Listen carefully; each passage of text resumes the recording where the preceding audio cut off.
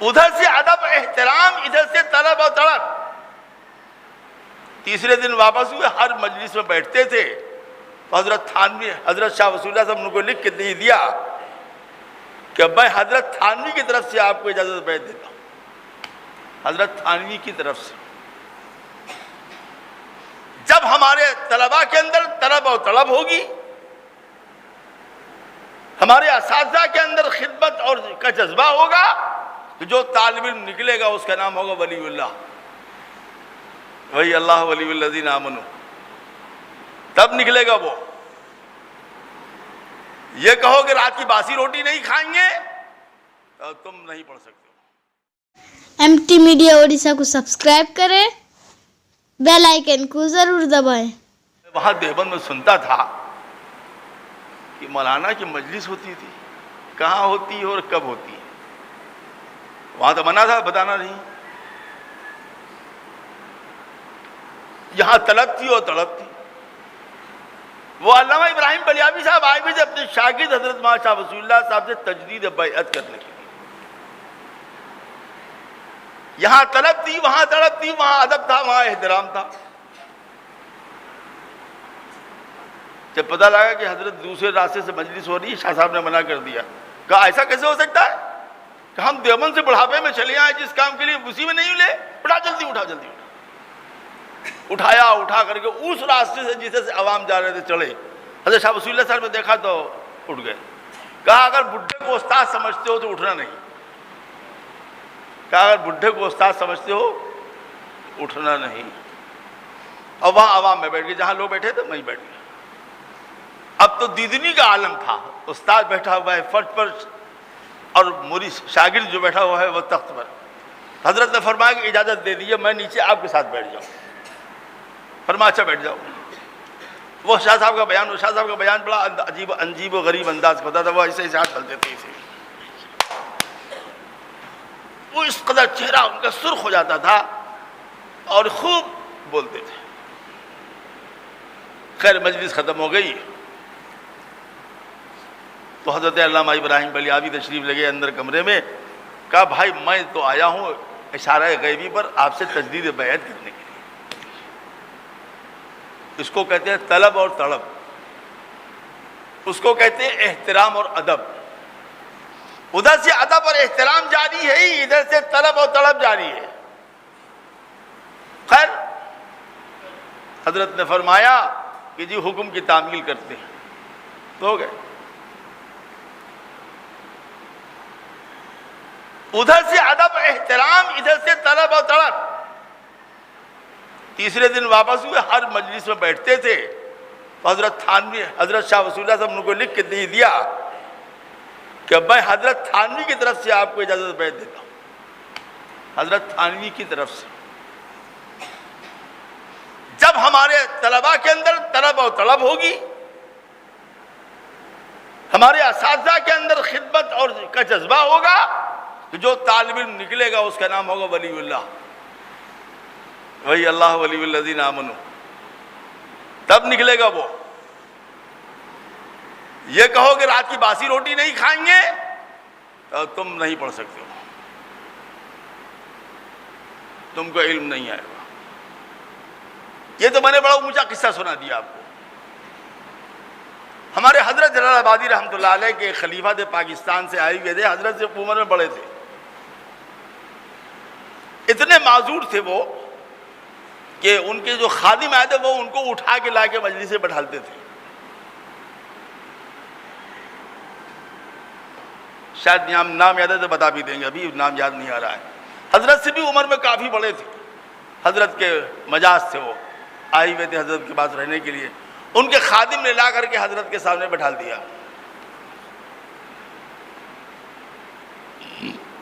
مجلس ختم ہو گئی تو حضرت نے اپنے خادم سے فرمایا مولانا سن لیجیے، ایک کام کی بات بتاتا ہوں کہ اولئک کا آبائی فجئنی بمثلی، ایسے تھے ہمارے اکابر۔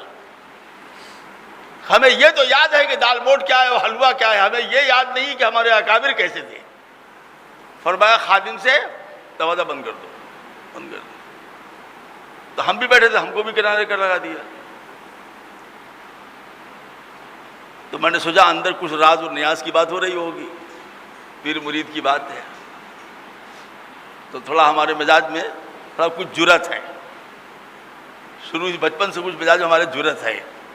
تو میں نے ذرا سا ایسے تھوڑا دروازہ کھسکایا کہ کیا ہو رہا ہے اندر، توجہ ڈالی جا رہی ہے.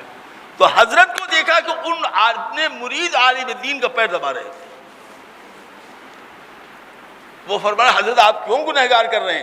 کہا تم نہیں جانتے ہو، میں پیر دبانا بہت اچھا جانتا ہوں، میں پیر دبانا بہت اچھا جانتا ہوں. جب تک ہمارے اندر خدمت کا جذبہ نہیں پیدا ہوگا اس وقت تک ہم کبھی مخدوم نہیں بن سکتے. جب تک ہمارے اندر طلب اور طلب کا جذبہ نہیں پیدا ہوگا ہم کبھی عالم دین نہیں بن سکتے.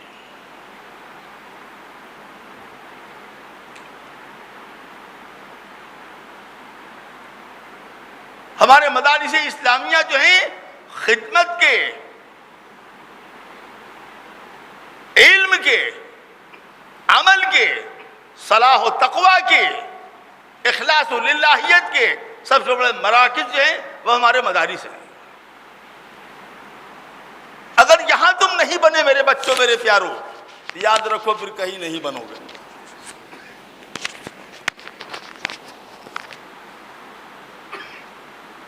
اگر تم نے مدرسوں کے قانون کی پابندی نہیں کی تو یاد رکھو میں تجربے کی بنیاد پر کہتا ہوں باہر نکل کر تم شریعت کے قانون کی پابندی نہیں کرو گے. اگر مدرسے کے قانون کی پابندی کرو گے اللہ کے حکم سے، اللہ کے کرم سے باہر کی دنیا میں جب تم جاؤ گے تو تم شریعت کے قانون کی پابندی بھی کرو گے اور دوسروں سے کراؤ گے.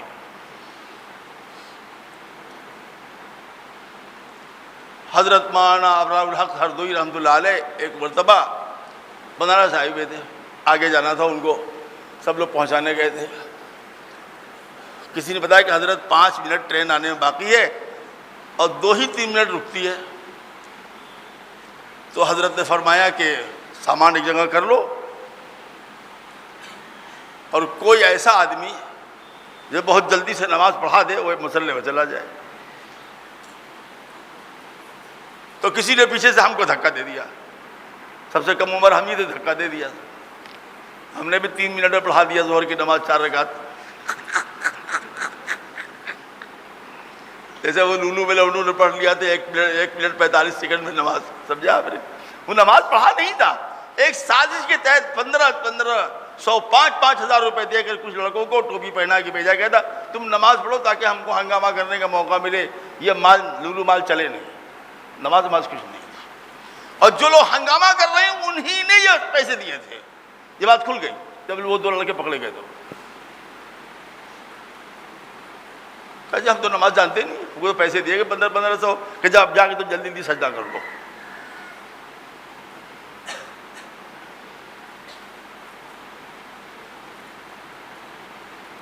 تو جب ہم نے نماز پڑھا دی تو حضرت ہردوئی نے کہا بھائی تم نے تو بڑی جلدی نماز پڑھا دیا.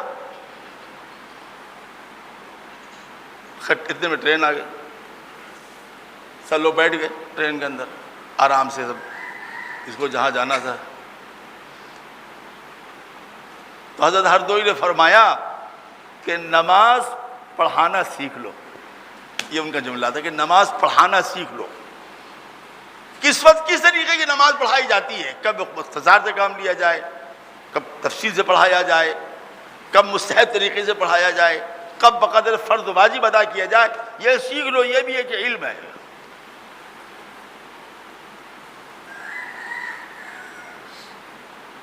یہ بھی ایک کام کی چیز ہے. حضرت مولانا مفتی محمود الحسن گنگوہی رحمۃ اللہ علیہ کے پاس میں بیٹھا ہوا تھا، میں نے ان سے یہ بات ذکر کی تو انہوں نے بتایا. تو بہت بڑے عالم تھے نا، جامع النسبت بزرگ دیوبند میں آخر میں ماضی قریب میں ان سے بڑا کوئی بزرگ نہیں تھا. حضرت مولانا مفتی محمود الحسن گنگوہی رحمۃ اللہ علیہ جامع النسبت بزرگ تھے. تو انہوں نے کہا کہ پیارے روانی سے سورہ فاتحہ پڑھو، پہلی میں پڑھو انا اعطینا، دوسری میں پڑھو، پہلی میں پڑھو والعصر، دوسری میں پڑھو انا اعطینا، اور کہو ایک مدہ پڑھو سبحان ربی العظیم، ایک مدہ کہو سبحان ربی الاعلیٰ. وہ اللہم اغفر لی حذف کر دو جو 2 سجدوں کے بیچ میں ہوتی ہے. آگے فرمایا چھوٹی سی التحیات پڑھ لو، التحیات للہ والصلوات والطیبات، السلام علیکم، التحیات المبارکات للہ الصلوات والصلاۃ، السلام علیکم ایھا النبی، اللہم صلی علی محمد، اللہم بارک علی محمد، السلام علیکم ورحمۃ اللہ، السلام علیکم۔ یہ مفتی صاحب نے سکھلایا ہم کو۔ اب اور لطیفے والی بات سنیے، ہم گئے پٹنے، وہاں حضرت مولانا فدائے ملت اسد مدنی صاحب آئے ہوئے تھے، ہمارا بہت تعلق تھا ان سے۔ یہ اللہ کا بہت بڑا احسان ہمارے ساتھ ہے، کرم، اس کی انعام بچپن سے ہم مختلف مزاج و مسلک و مشرب کے بزرگوں سے جڑے رہے اور بہت محبتیں سمیٹا ان کی ہم نے، سب کی، کہ وہ تھوڑا فضولی قسم کے دماغ نہیں ہے ہمارا۔ تو ایک مکان ایک صاحب کے ٹھہرے ہوئے تھے، ہم کو بلایا انہوں نے، حضرت مولانا قاری فخر الدین صاحب رحمۃ اللہ علیہ حیات تھے، کہنے لگے حضرت بلا رہے تم کو، گئے، کہنے لگے ہوائی جہاز پکڑنا ہے۔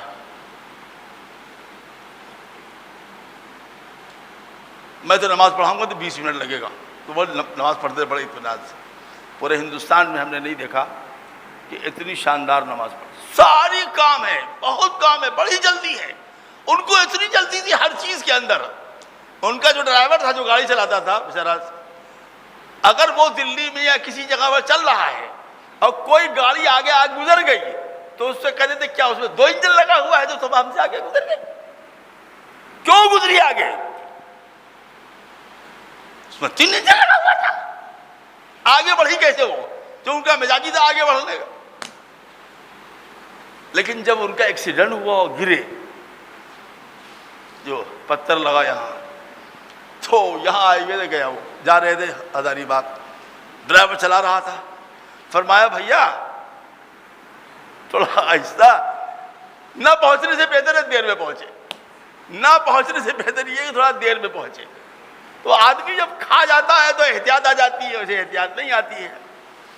تو مزاج تھا ان کا آگے بڑھو، توڑ تاڑ کے، قفس کو توڑ تاڑ کے نکل چلوں قفس سے میں۔ تو کہنے لگے کہ جہاز کا وقت ہو گیا ہے، 1 گھنٹہ باقی ہے، تو 2 رکعت نماز پڑھا دو۔ سنا کہ تم کو مولانا ابراز صاحب نے، مفتی محمود صاحب نے نماز پڑھانا سکھلایا۔ میں نے کہا حضرت نماز تو پڑھا دوں گا، ہوئی نہیں ہوئی اللہ جانے۔ کہ تم آگے تو بڑھو، گڑے جیسے میں نے بتایا نا ایسے پڑھا دیا۔ کہ لگا تو سبحانہ کرے تم ربی الاعلیٰ کہہ کے سلام پھیر دیا تم نے۔ میں نے کہا ہم نے اسی طریقے سے نماز سیکھا ہے۔ تو حضرت فدائے ملت نے فرمایا کہ زندگی میں پہلی مرتبہ ایسی نماز پڑھی کہ فرض پورا ادا ہوا اور کم وقت لگا۔ یہ بھی سیکھنا ہے آپ کو مدرسے میں رہ کر، میں یہ بات بتا رہا ہوں آپ کو۔ فقہاء نے اس کو لکھا ہے، یہ خالی بات نہیں ہے، فقہاء نے اس کو لکھا ہے کہ ہنگامی حالات میں کیسے نماز پڑھی جائے۔ آپ سے میں پوچھتا ہوں کہ تقریباً 22 غزوات سریات ہوئے نبی کریم صلی اللہ علیہ وسلم کے دور میں، تو صحابہ حالت جنگ میں بھی نماز پڑھتے تھے، جہاد پڑھتے تھے کہ نہیں پڑھتے تھے بھائی؟ میں نے تو کیسے پڑھتے تھے؟ الحمدللہ رب العالمین الرحمن الرحیم مالک، ایسے پڑھتے تھے؟ ایسے نہیں پڑھتے تھے، ویسے ہی پڑھتے جیسے ہم نے پڑھا، ایسے پڑھتے ہیں۔ حضرت حذیفہ ابن یمان کہتے ہیں کہ حالت جنگ میں جب ہم لوگ نماز پڑھتے تھے تو 2 رکعت پڑھ کے چلے جاتے تھے میدان جہاد میں، پھر دوسرا آدمی 2 رکعت پڑھتا تھا، اور اس میں کبھی کبھی ایسا ہوتا تھا کہ فَبِأَيِّ آلَاءِ رَبِّكُمَا تُكَذِّبَانِ کہہ کے رکوع کر دیتے ہنگامی حالات میں۔ آج ہمارے مدرسے کے بچے کیا کرتے ہیں؟ ان کو صبح نیند بہت آتی ہے، اول تو پڑھنے نہیں چاہتے، اگر کچھ پڑھنا بھی چاہتے تو اتنی جلدی پڑھتے ہیں ان کو پتہ ہی نہیں چلتا کہ سورہ پہلے پڑھا کہ سورہ فاتحہ پہلے پڑھا۔ بھائی تم نے نماز پڑھ لی، اسی پڑھ لیا، پہلے کیا پڑھا؟ سورہ فاتحہ کہ انا لگ جی یہ پتہ نہیں، بس پڑھ لیا۔ یہ مدارس جو ہیں وہ تربیت کی جگہیں ہیں، اس کو آپ سیکھیں، کتابوں کا مطالعہ کریں، خاص کر فقہ کی کتابوں کا مطالعہ کریں، ملک کے موجودہ صورت حال میں آپ جو ہیں گہرا مطالعہ کریں تاکہ آپ کو پتہ لگے کہ کس طریقے سے ہم اس ملک میں سنت پر، شریعت پر عمل کر سکتے ہیں۔ وہ زمانہ بھول جاؤ جب ٹرین میں ہم نماز پڑھتے تھے تو کہتے بابا نماز پڑھ رہے ہٹ جاؤ. اب دوسرے قسم کے حالات آ رہے ہیں. یہ سیکھنا آپ کو یہی ہوگا, یہ علم آپ کو یہی ملے گا. طلب پیدا کرے حصول علم کی, طلب پیدا کرے حصول علم کی, خدمت کریں اپنے اساتذہ کی, محبت سے پیش آئیں اپنے اساتذہ سے. ان سے جو علم آپ کو لینا ہے اس کے لیے خدمت ضروری ہے, اور جو چیز آپ کو ان سے حاصل کرنا ہے اس کے لیے طلب اور طلب ضروری ہے. اور اللہ کے سامنے ہاتھ پھیلا دینا ہے, اے اللہ ہمیں وہ علم عطا فرما جو تو نے اپنے نبی کو عطا فرما. جسم کو پالنے سے زیادہ ضروری ہے کہ ہم اپنی روح کو پالیں. جسم کو پالنے سے زیادہ ضروری ہے کہ ہم اپنی روح کے اندر لطافت اور پاکیزگی پیدا کریں. جسم کو پالنے سے زیادہ ضروری ہے کہ ہم اپنی دل و دماغ نیتوں کو درست کر لیں. شیخ الاسلام حضرت مولانا حسین احمد مدنی رحمۃ اللہ علیہ نے جب چوتھا نکاح کیا, بس 2 منٹ میں اپنی بات ختم ہو رہی ہے, بولا نہیں جا رہا. چوتھا نکاح کیا جب چوتھی یعنی مولانا عزت مدنی کی والدہ,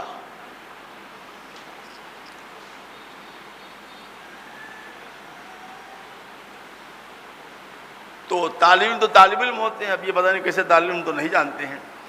طالب علم لکھ کے پرچہ لکھا حضرت کو کہ 75 سال کی عمر میں چوتھا نکاح, کیا کھاتے ہیں آپ؟ استاد شاگرد کے تعلق ہی ایسا ہوا کرتا ہے کہ 75 سال کی عمر میں چوتھا نکاح, کھاتے کیا ہیں آپ؟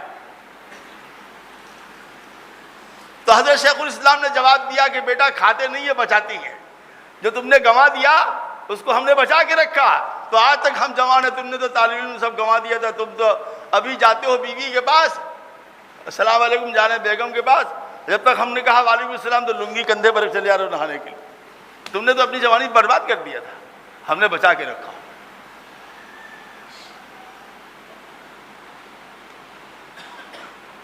تو صحت کا بھی خیال رکھیں اور روح کی پاکیزگی کا خیال رکھیں. ہمیشہ باوضو رہنے کی کوشش کریں, نماز با جماعت پڑھیں, اپنے اساتذہ کا احترام کریں, کم سے کم استغفر اللہ کی ایک تسبیح صبح شام پڑھا کریں, اور اللہ سے دعا مانگا کریں ادارے کی ترقی کے لیے, اپنی ظاہری باطنی ترقی کے لیے. تو انشاءاللہ العزیز وہ وقت آئے گا کہ آپ کی طلب, آپ کی تڑپ, آپ کی سچی نیت, آپ کا اخلاص اور ہمارے بابرکت اساتذہ کی محنتیں وہ اللہ کی امانت سمجھ کر جب بچوں کو پڑھائیں گے محبت سے اور شفقت سے, تو انشاءاللہ العزیز آپ ترقی کریں گے اور دنیا میں اپنا نام کمائیں گے اور آخرت میں انشاءاللہ جنت کمائیں گے. اللہ تعالیٰ سے دعا ہے, یہ وہ چند باتیں ہیں جو جلدی جلدی ہم نے کہہ دی, سے تو بولا نہیں جا رہا ہے. اللہ تعالیٰ سے دعا ہے کہ اللہ تعالیٰ ادارے کو نظر بد سے بچائے اور آپ تمام حضرات کو علوم نافعہ اعمال صالحہ کی دولت عطا فرمائے, اور اس مدرسے کے بانیان کی اللہ مغفرت فرمائے, ان کی قبروں کو نور سے منور فرمائے, اور مولانا کو صحت عطا فرمائے, ایسی گورے تندرست توانا رہیں تاکہ لوگ ان کو دیکھے بھی تو خوش ہوں اور ان کا کام بھی خوش ہو. یہ تو کچھ جھٹک گئے ہیں, ایسا لگتا ہے کچھ فکریں آ گئی ہیں, فکر عالم, ورنہ یہ تو بڑے خوبصورت آدمی تھے. جی کیا بات ہے, تم لوگ بتا نہیں رہے ہو. چلو دعا مانگ لو. بسم اللہ الرحمن الرحیم. الحمدللہ رب العالمین والعاقبۃ للمتقین والصلاۃ والسلام علی سید الانبیاء والمرسلین حبیبنا محمد وآلہ وصحبہ اجمعین. اے اللہ ہم سب کے گناہوں کو معاف فرما, اللہ ہم سب کی خطاؤں سے درگزر فرما, اے اللہ ہم سب کے سیئات کو حسنات سے مبدل فرما, اے اللہ اس ادارے کو بے حد ترقیات ظاہرہ و باطنہ سے مالا مال فرما, اندرونی فتنوں سے بیرونی فتنوں سے مکمل طور پر محفوظ فرما, طلباء کو علوم نافعہ اعمال صالحہ کی دولت عطا فرما, اساتذہ میں اخلاص للہیت تقوی اللہ کی امانت سمجھ کر اللہ بچوں کی خدمت کرنے کی توفیق عطا فرما, منتظم میں امانت دیانت خوف و خشیت پیدا فرما, مدرسے کی تمام حاجات تعمیری تحویلی تخلاقی ترقیات سے مدرسے کو سرفراز فرما, اور تمام حاجات کا غیر سے تکفل فرما. ان بچوں کے اور اساتذہ پر رحمتوں کا نزول فرما, حضرت ناظم پر اور ذمہ داران پر رحمتوں کو نزول فرما, ان کی نسلوں میں دین کو سنت کو شریعت کو زندہ فرما. ہمارے ان بچوں کے مستقبل کو ہر لائن سے اے اللہ بابرکت بنا دے, ان کے مستقبل کو جاندار شاندار ایماندار بنا دے, مولانا نقیب الامین صاحب اور ان کے تمام رفقا پر اللہ رحمتوں کو نزول فرما۔ الہ العالمین مدرسے کو بام عروج پر پہنچا۔ جو کمیاں کمزوریاں آ گئی ہیں لاک ڈاؤن کی وجہ سے، اس کو تمام مدارس سے بالخصوص اس مدرسے سے دور فرما دے اور بہت ترقیات سے مالا مال فرما۔ صلی اللہ علی النبی الامی الکریم وعلی آلہ وصحبہ اجمعین، آمین ثم آمین برحمتک یا رب۔ سبحان اللہ بحمدہ، سبحانک اللہم